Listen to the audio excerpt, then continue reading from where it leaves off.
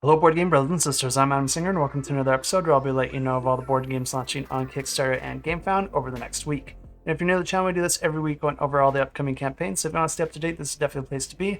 But before we get started, I do like to go over some new announcements and discoveries that I just found out about over the past week. And we do have quite a lot here because Gamefound just announced a whole whack of games that are going to be a part of their Gamefound Feast. Not really sure what that is, but it's this new thing they're doing, I think, where they're handpicking a few different games, many of them being quite popular in the past, so I guess they're just bundling them all together as part of a grander marketing campaign. But there is a lot to be excited about here, especially if you're fans of these games. And just to list a few, we have Dungeoneers, Coloma, Carson City, a new expansion for Beast, Firefly, Skytier Horde, and a few more. But if there's any games here you're not familiar with and you'd like to get up to speed, Alex over at Board Game Co. does work with Gamefound, and he did put out a video covering the feast, and he also went into a little bit of detail on each of these campaigns and what they are and what are the new things that they'll be adding. As always, you can find a link to his channel in the description below if you want to check that out. But the next campaign that was just announced is that there's going to be a new standalone expansion to the Monster Hunter World series of games, and I guess calling it a series of games didn't really make sense until right now, because now we have Monster Hunter World Iceborne. And this is going to be expanding on that original game, but also allowing players to explore the frozen wastes of the Monster Hunter world. And it also looks like Alex over at Board Game Co. is already ahead of me, and he already put out a video covering what's changing and what's new with this campaign. So if you want to know more about this Monster Hunter World campaign, that's just another reason to check out Alex's channel. But as I mentioned in many of my previous videos, Alex and I do work together to make sure that we're keeping track of all these different games so that we can put together these videos like I have for you right here. And he also uses that info as well to give you a high level of what's coming each month at the start of each month. So if you do want to see a little bit into the future, you make sure you subscribe to him because he does offer similar content to this. But there's always new campaigns being announced throughout the month, and these release dates can and do constantly change, which is why it's always good to come back and check out these videos each and every week, because I'll try to give you the more up-to-date information as that becomes more available. But aside from just keeping up with all these different campaigns, Alex also offers reviews and previews and just commentary on the industry in general. So if you want to hear about any of that, you should definitely go ahead and check out his channel. Alex is also hosting a LevelUp campaign in July, and I'd definitely love to see you there. I am now officially associated with it. I'm not sure how exactly I'll be involved, but I'll be doing something. So if you want to see me perform in public where I can't do all these jump cuts, you'll get to see me here. And I'll have a link to that retreat in the description below, but for now, let's check out the campaigns launching this week. And the first campaign we have launches on April 17th, and this one's for Pioneer Rails. And this takes about 30 to 45 minutes to play and plays pretty much as many people as you'd like, because this one is a flip and write. And the way this game works is that each player is going to have their own personal player board, and they're going to be using this to track their resources that they collect throughout the game. But there's also going to be a desert map with a bunch of buildings and towns on it, and you're going to be trying to connect those together in order to score victory points and gain more resources and abilities throughout the game. It's going to be played over a series of rounds, with each round having 3 cards revealed at the center of the table. These are just going to be regular playing cards, but each player is going to be choosing one of those cards to activate on their player board. Whatever value that is, you're going to be writing at the bottom of your player board. And each player does get to have 5 turns within a single round, which means at the end of each round, you're going to have a full poker hand, and you're going to be scoring victory points depending on the hand that you're able to create. But that's not the only objective here, because each player is also going to have 4 starting train stations located on their board, and each one's going to be associated with a different suit. So each time you pick a card, you're also going to be looking at the suit that it is. Then you're going to be adding or expanding the tracks from that specific station in order to connect the different towns and buildings, because you're going to be gaining an immediate one-time bonus as soon as you connect to any new feature out on the map. But there are some other objectives that you're going for as well to score victory points, and there are also goal cards that you'll be trying to complete in order to score additional victory points at the end of the game. This means that you're going to be trying to pick the cards that give you the best poker hand, but you're also going to want to pick the ones that have a suit that is the most useful to you. But if you are trying to get to some hard to reach places, you can also dip into your resources to do things like build bridges over the water or build tunnels through the mountains. And that's going to allow you to build your tracks in new ways that weren't possible before. And the game continues like this for 4 rounds, and then at the end of the game, players are going to be adding up all their victory points from all their different sources, and the player with the most victory points wins the game. And if you're interested in this one, you can find links to it in the description below. Launch on April 18th, we have Kingdoms of Akandia, the 7 Realms. This plays 1 to 4 players, takes about 90 to 120 minutes to play. And this one is a open world cooperative adventure where players are going to be playing over 3 different chapters. And this one is a game that I thought was launching a few weeks back, so I did already cover this one. I'll just go ahead and roll that previous footage for you now. The game plays over a series of chapters and sub-chapters that will progress as certain events or objectives are achieved, and players will be working cooperatively to follow the narrative and win or lose the game together. And each player is going to be playing as their own unique asymmetrical character, and they're going to have different skills, different magic or melee classes, and different abilities and strengths and immunities that are upgradable as the game goes on. Players also will be starting in their own unique location on the board with their own castle. And each character also comes with its own unique goal that can get character-specific upgrades for that character. Although players start separately, it's not too difficult to find each other on the board and then work together, and there are benefits to that because if you get into battle, you can help to attack and defend together, and that does give you an edge, but you might want to separate depending on your own unique goals because there might be something over there that you want to help you reach your specific goal and help you level up, whereas some of your teammates might want to go at another location that might benefit them. And the game's played over a very detailed board that's going to outline the entire world. And this board is broken into a sort of grid with labels on each of the grids so you can identify them. And this is important at different points in the game because different objectives or enemy cards might specify where different items or enemies spawn on the board. And the way this game works is that depending on the chapter that players are playing, there might be some specific rules or setup requirements, and then there's going to be a few sub-chapters to each of those chapters. And those might also come with some small tweaks to the rules. And the game's going to be played over a series of rounds where each player is going to have a number of action points that they can use in order to move around the board, visit different locations, and gain resources. Players all have their own actions, but they can spend them in any order amongst each other. After the players have performed all their actions, the enemies will get a turn where you're going to roll dice for each of the enemies, and that's going to dictate which direction they move. And if enemies end up moving together, they form a horde, which means that they just stay together for the rest of the game until they're defeated. But enemies can also do things like block resources, or if they move onto one of the players' castles, they're going to siege that castle, and players are going to have to go back there to try and protect it. Or they could also move into one of the character's current locations, which would trigger a battle with that character. Combat in this game is done through dice rolling, and the attacking character is going to be the player to go first,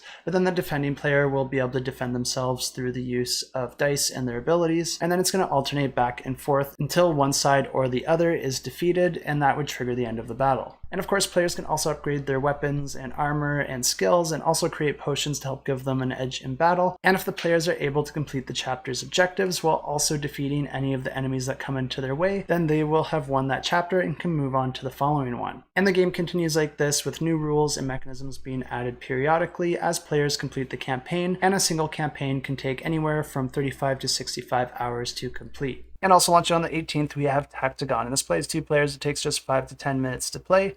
And this one is an abstract strategy game where each player is going to have a bunch of different pieces out on a main board, and each of those pieces is going to be associated with a different shape. You're going to have a bunch of each of these shapes, except for the pentagon. You're only going to have one of those each. And that's important to note because there's 2 ways to win this game. You can be either the first player to capture your opponent's pentagon, or you can be the first player to occupy both of these yellow spaces at the end of your opponent's turn. And players are going to be alternating turns, making their movements and attacking the other players. But it's important to note the geometry associated with the unit that you are moving, because each of the shapes means a different amount of movement points. So the circle, which is comprised of just one face, means that you can only move 1 space, whereas the triangle, you can move 3 spaces. The square, you can move 4 spaces, and your pentagon can move 5 spaces. But something that is also important to note is that the power of each of these units is inversely related to the amount of movement they have. And this is all represented on this table here, where you can see that the sphere unit can capture any one of the other units.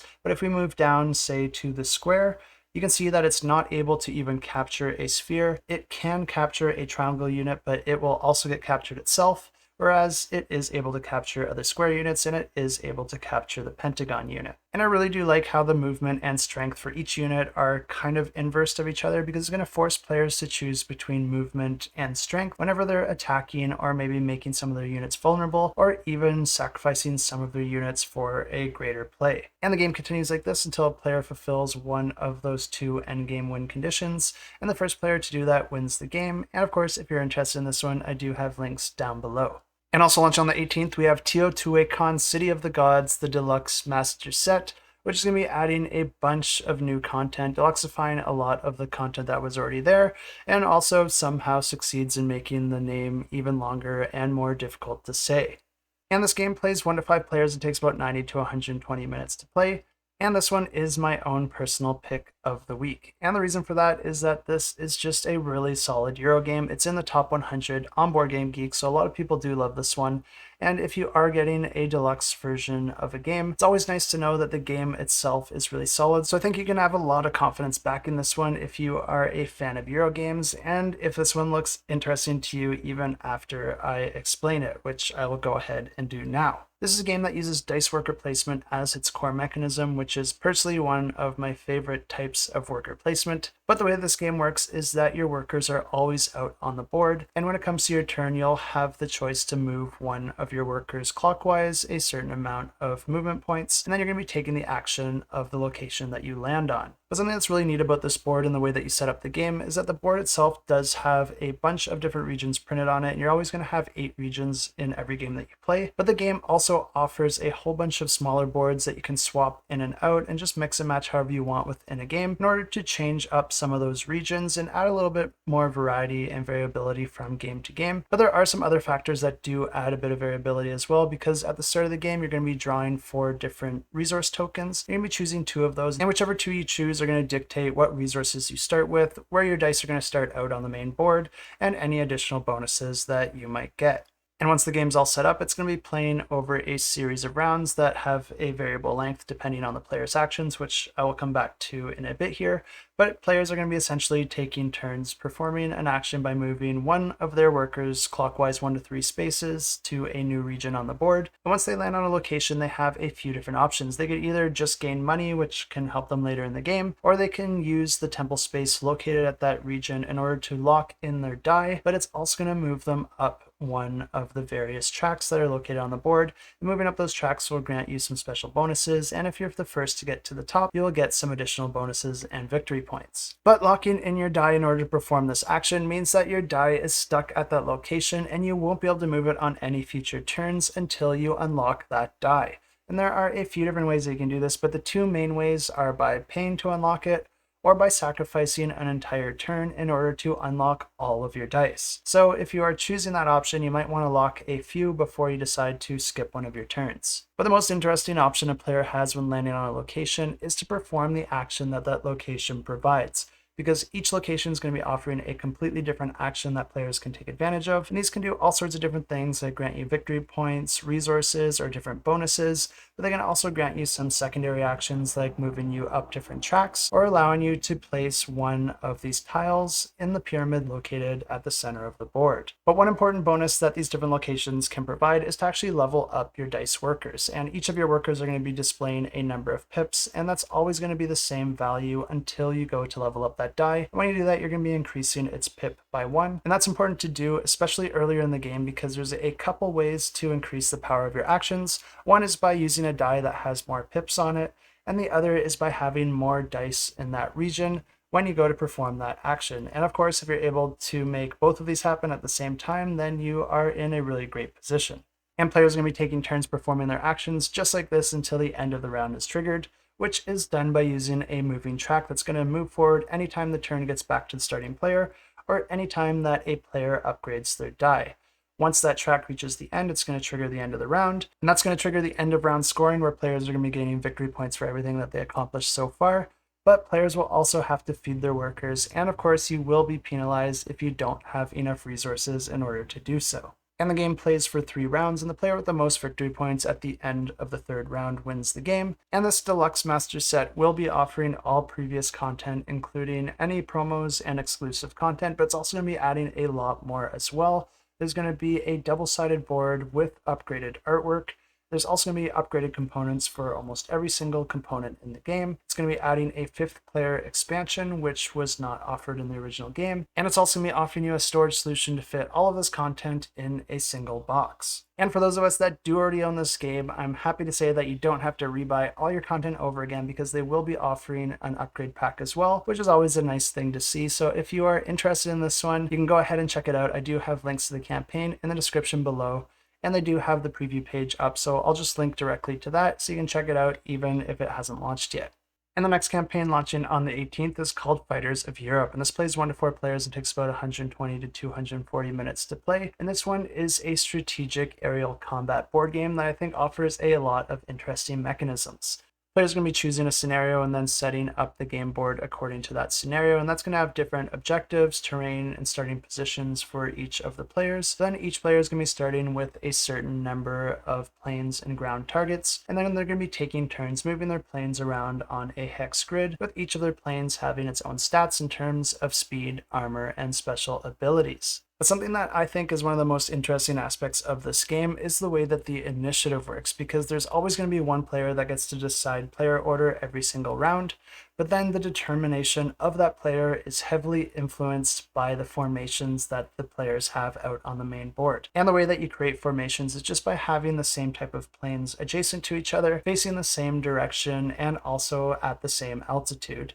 And if you are the player that wins the initiative, then you are going to be the one that decides whether you go first or your opponent goes first. And these formations aren't only important just in determining initiative, but they're also important when it comes to your turn, because when it is your turn, you're going to be able to activate any one of your formations, activating each one of the planes within that formation. So this means that if you have more of your planes paired together, you'll be able to activate more planes in a single turn. And as I said, each of these planes can have different movement values, but they can also have different cones of fire, which means that they can hit different hexes in front of them. And when you move a ship, you can also choose to attack an opponent that's within your cone of fire. And another really cool aspect of this game is that when you do attack an opponent's plane, they do get the option to try and dodge the attack, but it does come at a cost because you can only move each of your planes once, so they're going to be using up that movement in order to dodge. And then it's also probably going to break that plane out of its formation, which, as I said previously, you want to have as many of your planes in formations as possible. And the game continues like this, with players taking turns back and forth until one player either completes the objectives of the scenario or successfully defeats all their opponent's units, and then that player wins the game. And if this one sounds interesting to you, you can check it out. I have links in the description below. And also launching on the 18th, we have Weirdwood Manor, and this is a game that plays 1 to 5 players and takes about 90 to 120 minutes to play. And this is a cooperative game where players are going to be selecting their asymmetrical characters at the start of the game, with each of their characters coming with their own player mat, character deck, and starting resources and equipment specific to that character. But the game also offers a bunch of different asymmetrical monsters as well, which each come with their own monster deck, as well as their own mechanisms, goals, and win and loss conditions. In each game, players are just going to be choosing one of these to play in their game, and if you're not able to defeat the monster before the final day, then all the players lose the game. And I'll come back to how the days work in a second here, because they can be a little bit variable depending on the actions that the players perform, but this is a game that plays over a series of rounds, starting with the player turn and then followed by the monster turn. During the player turn, players can activate their characters in any order that they want, and on a player's turn, they're just going to be choosing an action card from their hand and then performing those actions. And these can do all sorts of different things, like move you around on the board, activate location-specific effects for different upgrades and bonuses, or even attack enemies or scarabs that are on your current location. And one thing to note here is that no matter which monster you play with, there is always scarabs that can spawn in the different areas of the board, and anytime that a player lands on a location with a scarab, they have to stop their movement immediately, and they can't move until they defeat that scarab. But in addition to these actions, players can also activate any special abilities that they're able to on their turn, because each character is going to come with its own character-specific abilities that will be activated in certain situations, but players can also acquire different companion cards throughout the game, adding more special abilities to their arsenal. But a really interesting aspect when it comes to playing your action cards is that anytime that you play one, you're going to have to assign it to an empty slot above your player board.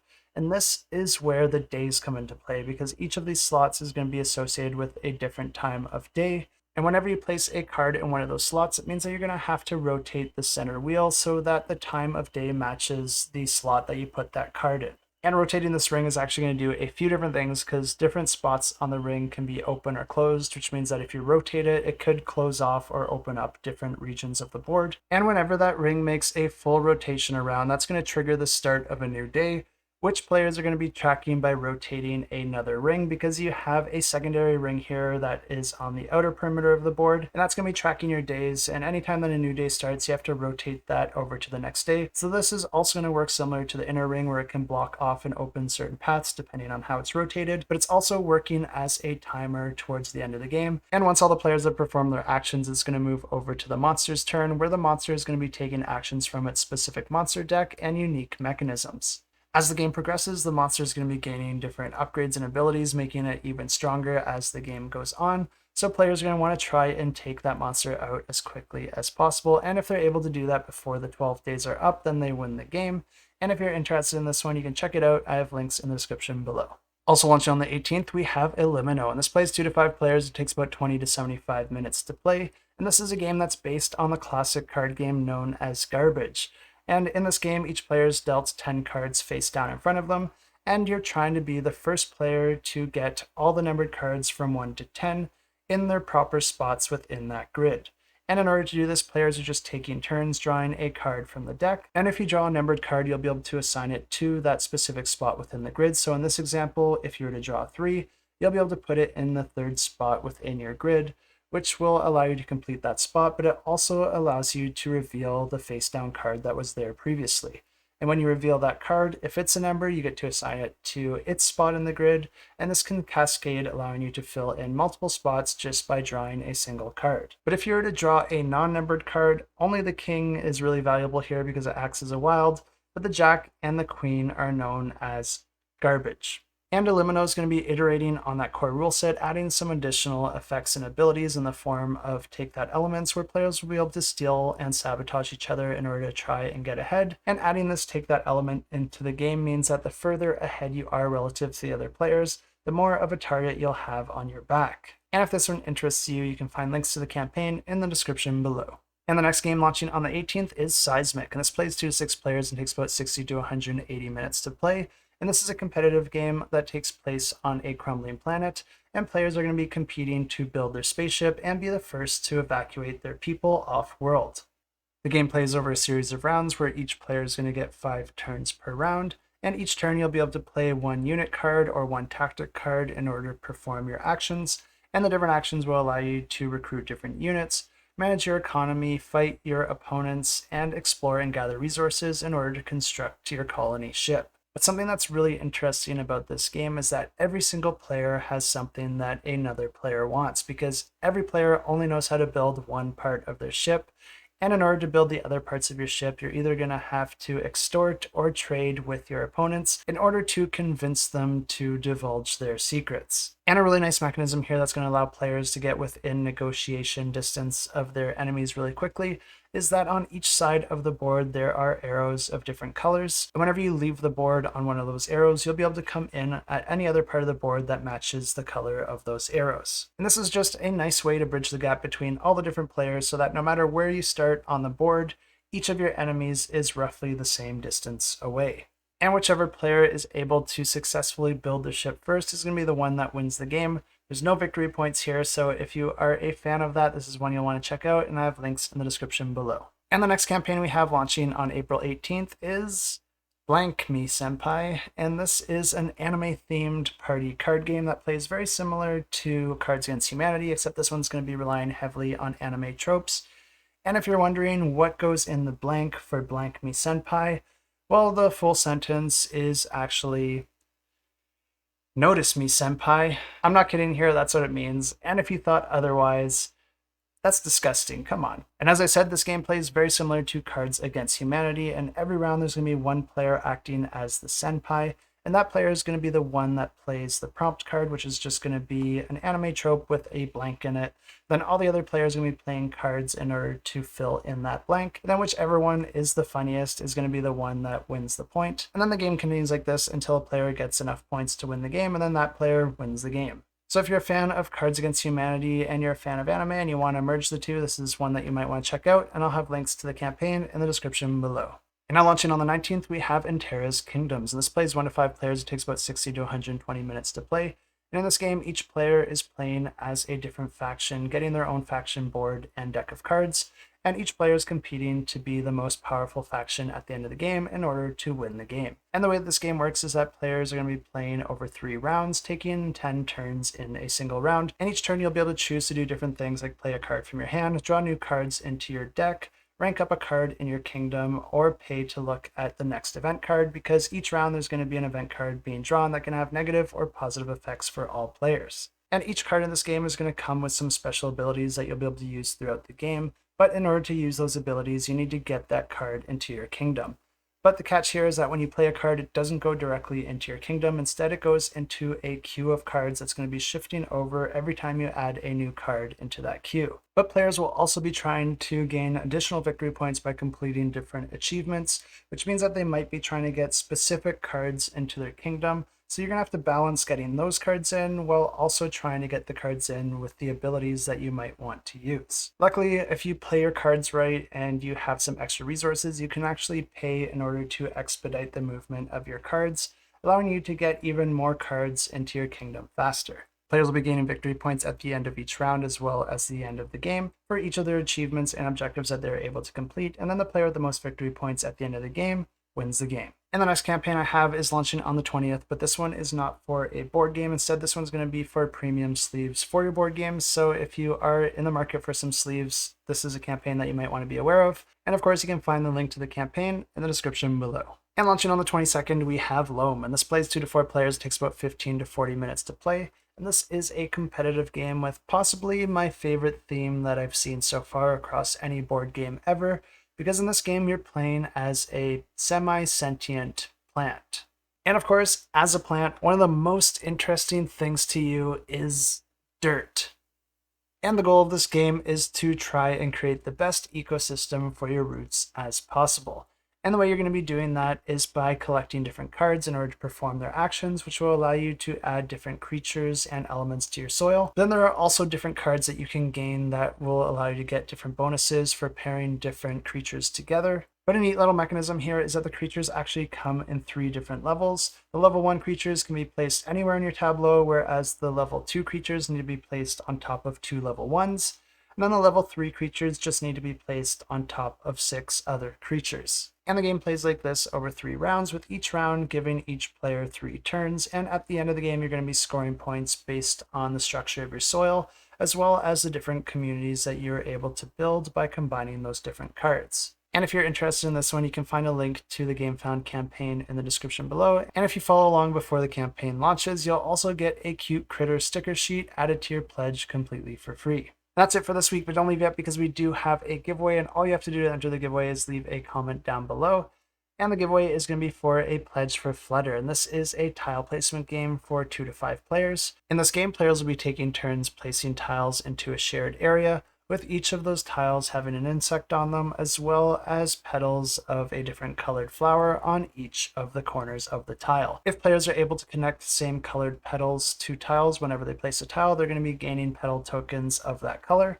And then anytime that you are able to completely encapsulate an insect tile with other tiles, then you'll be able to pay to earn those victory points. And of course, the currency to pay for those victory points is in the associated color of petals. So this means that you're going to be trying to get the opportunity to score as many of these insects as possible, but you're also going to be balancing that with the amount of petals that you're able to accumulate, because you don't want to fully encapsulate an insect unless you're able to gain those victory points. Each player also has a bee token that they'll be able to place out on the board and move around throughout the game.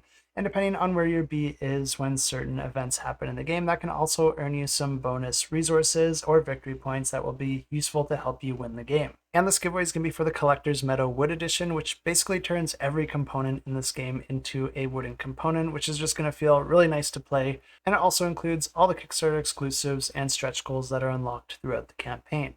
And as I said, all you have to do to enter this giveaway is just leave a comment down below with any comment you like. But if you're looking for something specific, you could maybe just let us know what your favorite type of insect or bug is. The honeybee's got to be the clear winner for me. They just do so much when it comes to pollinating plants and allowing plant life to flourish and do their thing, which I fully appreciate. I feel like bees are doing like 80% of all the work in the bug world, because do other bugs or insects even do anything other than annoy me? Like, pollinating flowers is a noble enough thing on its own, but then they're also creating honey. That's just amazing work ethic.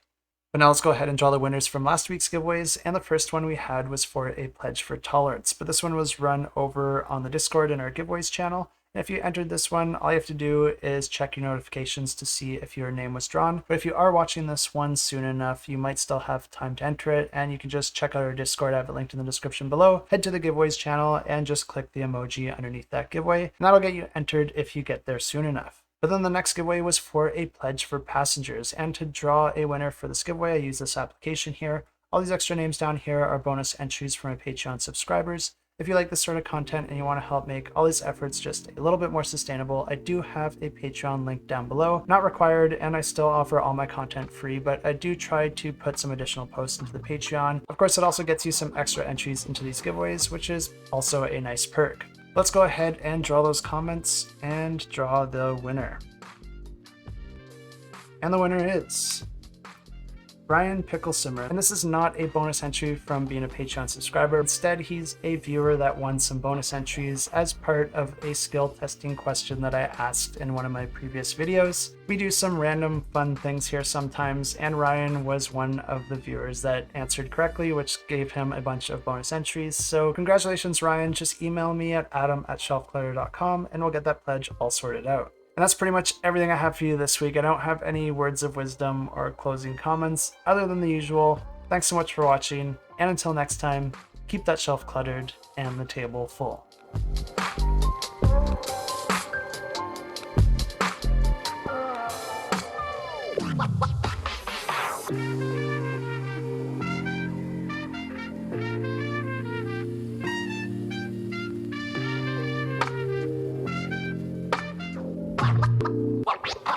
What?